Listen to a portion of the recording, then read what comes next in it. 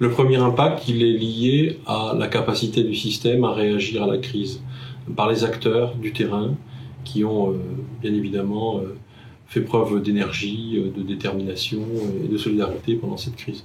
Le deuxième impact, il est lié aux dispositifs numériques, notamment la téléconsultation. Je crois qu'il y a un certain nombre de verrous qui ont sauté pendant la crise. Et la question maintenant qui se pose est de savoir si on va faire perdurer ces nouvelles pratiques. Le troisième impact, il est lié à un développement culturel dans la relation entre les instances de gouvernance et la population, sur la question de la prise de décision en incertitude. Donc, dans un univers incertain, on a appris à vivre avec des scénarios qui étaient évolutifs. Je crois qu'il s'est développé une nouvelle culture avec une dimension sociale sur ce champ-là. Elle n'est pas différente de la complexité qu'on peut rencontrer dans d'autres secteurs. Par contre, on peut la voir en santé à deux niveaux. Il y a une complexité naturelle qui est liée à la définition du système de santé, où il y a de nombreux acteurs et de nombreuses intrications entre ces acteurs, depuis les industries de santé jusqu'aux patients. Puis ensuite, il y a la complexité au niveau du patient. Je crois que la complexité au niveau du patient, elle se définit par finalement un état qui est un état où on a du mal à maîtriser l'évolution de l'état de santé, et c'est souvent caractérisé par des données qui sont à la fois des données sanitaires, des données sociales et des données sur le profil du patient, tel qu'on peut le rencontrer dans le projet personnalisé de coordination en santé, et qui nécessite des prises en charge qui sont tout à fait particulières.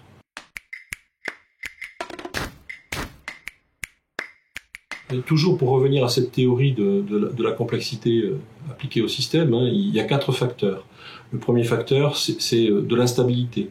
Typiquement, on a parfois l'impression que le patient, on n'arrive plus à le prendre en charge de façon stable, on change tout le temps son plan personnalisé, d'accord ? On est obligé de faire varier la composition de l'équipe de prise en charge, et il y a un phénomène très chronophage en fait autour de la prise en charge de ce patient. Donc l'instabilité est le premier facteur. Le deuxième facteur, c'est l'incertitude.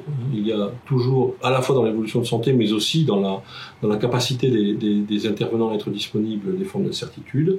Le troisième, c'est le fait que pour décrire ce système, on est obligé de voir plusieurs formes de réseaux qui interagissent. Ça peut être un réseau sanitaire, ça peut être un réseau social, ça peut être un réseau logistique pour les médicaments et pour les dispositifs médicaux, pour le portage des repas, et tout ça, ça doit être parfaitement coordonné. Et le dernier facteur, c'est des dynamiques très irrégulières, allant jusqu'à des phénomènes d'émergence en fait. Il est extrêmement difficile de prédire ce que va être l'état du système à court terme.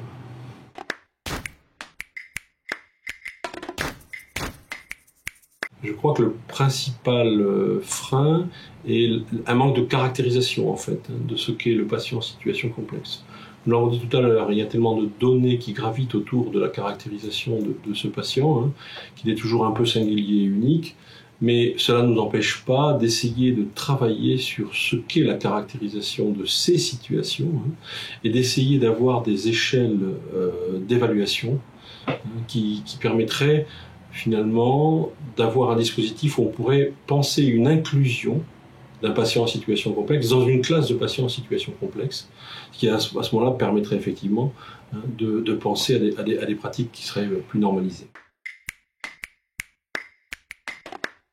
Il nous semble qu'il faut mettre en place un dispositif extrêmement spécial, complètement dédié à la prise en charge de patients en situation complexe. Nous voyons 4 étapes dans cette prise en charge. Il y a d'abord le repérage, avec des formes de lanceurs d'alerte qui pourraient solliciter une évaluation de manière à savoir si on est bien dans le cas d'un patient en situation complexe. Ensuite, il y a l'inclusion dans la classe des patients en situation complexe. Une étape qu'on appelle la reprise en charge de ce patient complexe, c'est-à-dire en essayant de diminuer les effets d'instabilité, d'incertitude et de faire en sorte de retrouver une forme de maîtrise, de contrôle sur l'évolution de l'état de santé du patient et sa prise en charge. Et puis une 4e étape qui est le retour à la normale, c'est-à-dire la délégation de ce patient vers un réseau classique qui pourra le réinclure dans son portefeuille et le reprendre dans une situation qui ne sera plus une situation complexe, mais une situation qui sera devenue au maximum compliqué. Ce qu'on attend d'un tel dispositif, c'est d'abord de soulager les réseaux qui sont un peu embolisés par ces patients. On ne connaît pas exactement la prévalence des patients en situation complexe, tout simplement parce qu'on n'a pas non plus qualifié de façon très rationnelle ce qu'est un patient en situation complexe. Mais je crois que ce qui remonte du terrain, c'est qu'il y a effectivement des patients qui prennent beaucoup de temps aux intervenants.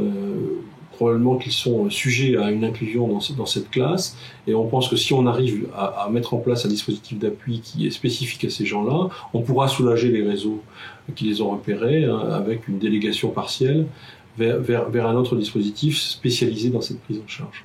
Voilà. Donc le deuxième facteur important me semble être qu'on va revisiter de nouveau la relation ville-hôpital. Et peut-être là réinterroger la prise en charge par spécialité qui se fait à l'hôpital, qui n'est pas forcément adaptée au traitement de ces cas.